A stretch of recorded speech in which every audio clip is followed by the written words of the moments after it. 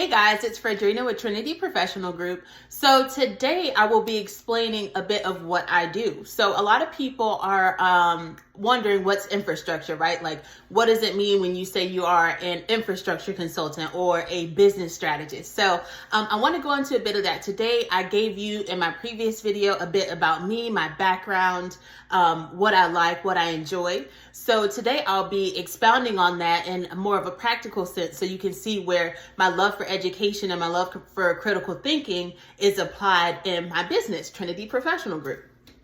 So when it comes to infrastructure, it's literally the flow of your business, right? Like, how are the bones of your business? It's not about the fat, which is extra sales. It's not about the physique, which would be your position as far as being competitive in the market, right?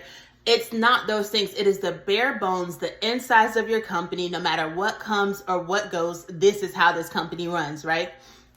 And so while it does sound pretty serious, of course, there has to be some fluidity to it, right? Like, okay, we can't stay the same as we were in 1947 or 1960, 1990, whatever the year may be, that it was established.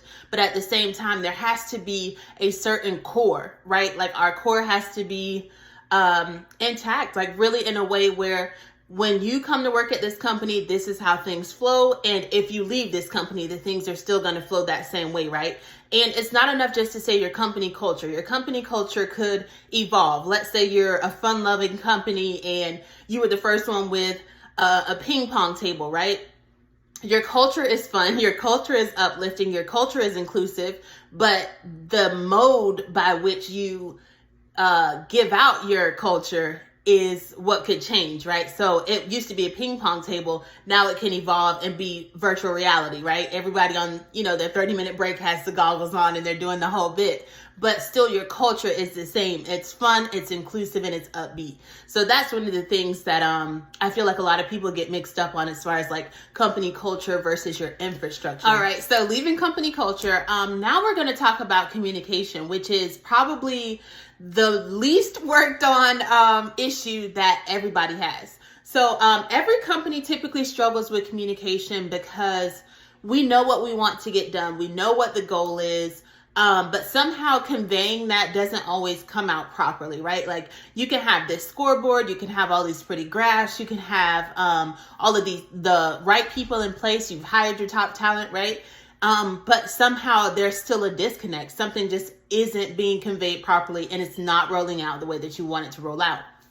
So with Trinity Professional Group, I like to think that I have a competitive advantage in the fact that I can kind of listen to what's not being said, right? Like, that quiet person in the corner is more than likely against the project, or the overly vocal person is probably the one who initiated the project or initiated the change within the company.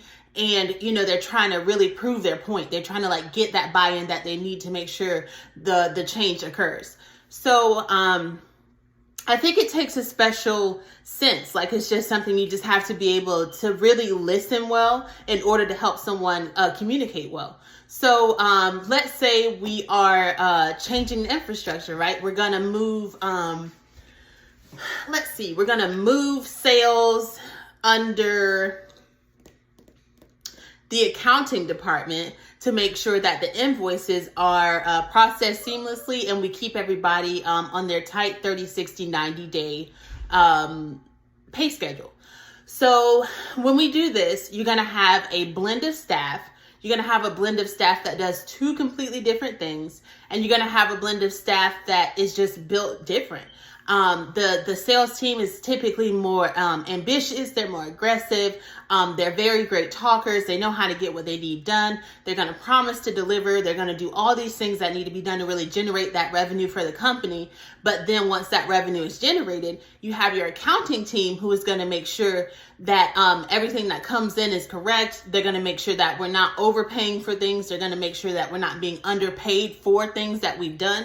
So when you combine these two teams, there's going to be a huge communication gap because what's important to one is not important to the other. So I feel like that's the first gap that you're going to grasp in communication issues, is that it's not important to me. So typically I won't listen, or it's important to me and I want you to listen, or if you don't make the changes, then I don't want anything to do with it, right? So everybody kind of gets a bit stone-faced when it comes to what they deem important. So I feel like when these issues arise, procedure, like everybody needs to know each other's procedure. Not enough to do the job, but I need to know what you're doing so that I can help facilitate a smooth run through of the process. So if I'm in sales and I contact a person and I put them on 30-day payment terms and all these things like that, I need to make sure that when I gather their information, I may need their credit card. I may need a signed contract that they agree to the 30 days. I may need all of these things that seem a bit more accounting-like than sales-like, but it's to help that process. It's to help the team get to the end goal, which is make sure that we have that revenue generated at the end of that 30 days for that specific customer, or 60 or 90 for the other customers. So when we do this, it allows you to realize that just because it's important to accounting, it can also be important to me as sales, because if I'm the one who's signing up this customer who doesn't pay on time, right, it's going to look bad on me. And so with the two of you being in the game together, like really realizing that this is important to both of us, and when you can communicate that and convey that properly, then you have the buy-in of your team that you need to make a merger that seemed unnecessary or, unfathomable because they're doing two completely different things.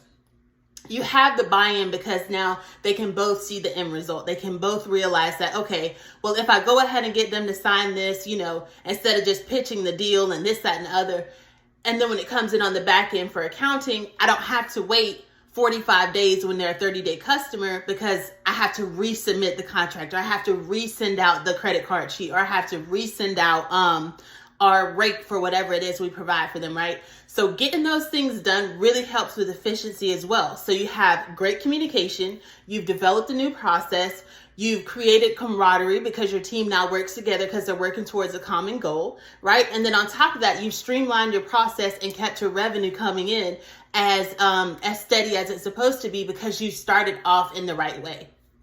So that's one of the things that I like to help companies realize is that it has to be right from the beginning. If you are a new company and you know that you're going to be invoicing customers, you know that maybe you took out a loan for the company and you realize that, okay, well, my loan is due every 30 days. So none of my customers should be over 30 days for their accounts receivable, right? No customer should owe me longer than 30 days because my loan is also due in 30 days.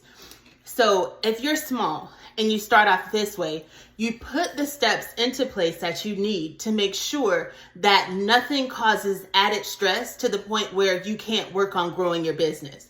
So I don't need to worry about invoices if I know I have this loan and the only way that I'm going to pay this loan back is if I continue to gather sales. So your infrastructure really gives you a sense of like autopilot, a sense of I've set everything in place to run this way for efficiency and also to keep it off of my mind, right? Like I have these processes so I don't have to think about invoicing. I have these processes so I don't have to call that customer whenever their invoice is going over the 30 days. I don't have to call them and ask for their credit card. I don't have to call and do all these other things. So you're setting up a way for you to be away from your business and still know that everything is going okay. Like you can go out and pitch, you can go out and get bigger contracts, you can go out and get more networking done, or even team up with someone and become a subsidiary or something like that. Like really grow and expand yourself once your infrastructure is intact. So like I said, with Trinity Professional Group, that's one of my favorite things to do is really connect the dots, like realize that communication is essential, possibly generate a new process. Efficiency is always going to be top tier because when you're efficient, you're saving money. We're not touching something twice, right? That's just completely inefficient. And really bringing your team together. Like I know I talked about company culture a little bit earlier, and I'll definitely do a video where I dive in a bit more on that as well. But it's crucial. Your company culture is crucial, but you can't have it unless certain things are on autopilot.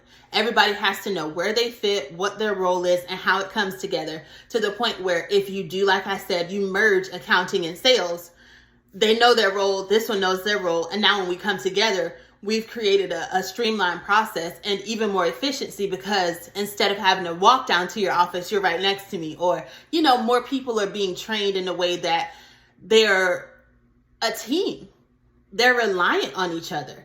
They know what the other person is doing, right? Like if you are the goalie, your halfback and fullback know they need to protect you, right? So it's kind of like that. Like you have to know your position and how everybody plays it so you can communicate better, you can create better processes, you're efficient. All of these things tie in together, and it's really something that Trinity Professional Group would love to help you do for your company. And like I said, I will be diving into some more bits of infrastructure, company culture, all these things that I'm really passionate about. And I hope you enjoyed this video. Again, my name is Fredrina, aka Freddie the Trinity Pro, and I will be back with you guys on Saturday. Have a good one.